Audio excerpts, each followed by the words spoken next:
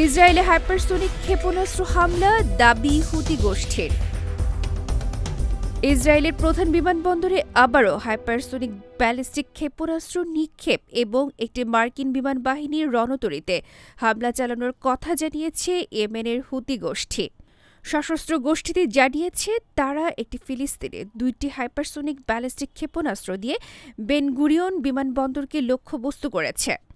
হুতির সামরিক মুখপাত্র ইয়াহিয়া শারি বলেন, অভিযানটি সফলভাবে তার লক্ষ্য অর্জন করেছে। তবে ইসরায়েলি সেনাবাহিনী জানিয়েছেন, ইয়েমেন থেকে ছোড়া একটি ক্ষেপণাস্ত্র ইসরায়েলি ভূখণ্ডে প্রবেশের আগে তারা তা প্রতিহত করেছে। তারা মার্কিন বিমান বাহিনীর রণতরী ইউএসএস হ্যারি ট্রুম্যান এবং বেশ কয়েকটি মার্কিন যুদ্ধজাহাজে ক্ষেপণাস্ত্র এবং ড্রোন নিক্ষেপ করেছে। যদিও হুতিদের হামলার কোনো ক্ষয়ক্ষতির খবর দেয়নি মার্কিন যুক্তরাষ্ট্র। আন্তর্জাতিক ডেস্ক, গণমানুষের আওয়াজ।